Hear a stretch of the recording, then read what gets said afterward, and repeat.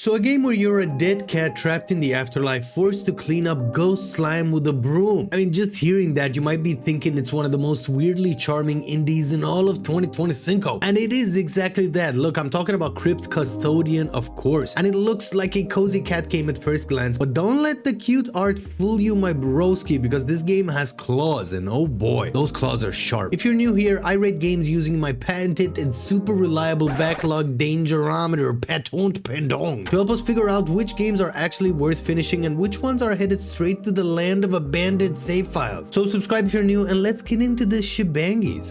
Now, Crypt Custodian is an isometric action platformer with a hand-drawn art style, RPG elements, and a surprisingly sharp set of claws underneath all of the cuteness. You play as Pluto, who's this cat who dies in the most cat-like way possible, really, now residing in some kind of colorful purgatory. You end up being the janitor of this place, of course. I mean, why not? It's a game. You are given a broom too, to make sure that there are no dust mites around, but also to destroy any and all manner of monstrosities. Your mission is, well, simple. Clean up this chaotic spirit realm while beating monsters to a pulp, unlocking new powers while you're doing that. It's weird, it's artsy, and it just works. Visually, the game is a treat, my broski. Everything looks like it's painted onto a storybook and then dunked into some kind of slightly spooky filter. The world feels playful and eerie at the same time, like a haunted house staffed entirely by cats. And I mean, that is a compliment, of course, man. This game is just oozing with character, from how the characters you meet talk to how the text boxes just show the characters' personalities as well. The gameplay is snappy and satisfying. From movement to combat, everything just has this really nice crunch to it. You swing your broom, knock enemies around, and unlock powers that expand how you do both of these aforementioned things. Every new ability opens up a little more of the world as well, and adds this nice layer of how you approach exploration in general. Think of it as a kind of soft Metroidvania, if you will, as you loop through areas, discover shortcuts, and use your newly unlocked powers to access the wider world. It's a really good loop overall, but, and this is a chunky little feline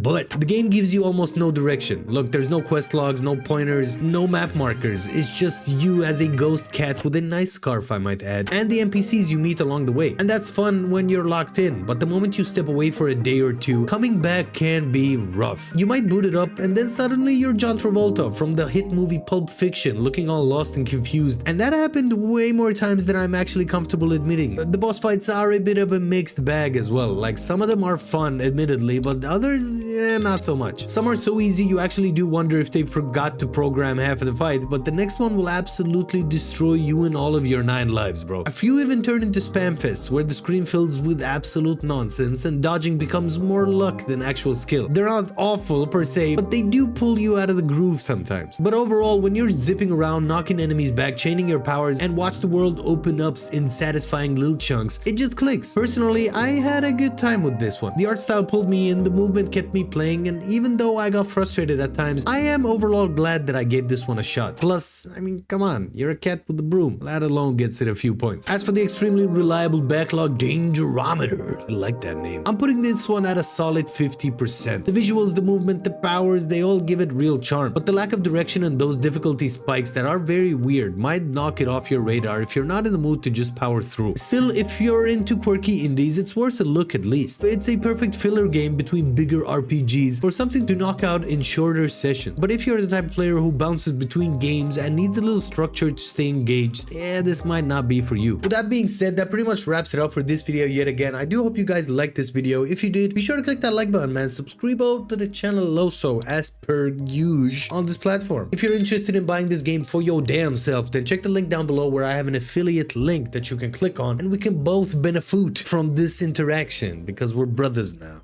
In any case, if you want to watch me ramble on more about Oblivion in a bit of longer form, watch this video next, broski. I hope you guys have a great day wherever you're from, whichever time of day you watch this at. I don't know how to end this video, so I'm going to leave it at that. Keep on trucking, my dudes. A peace.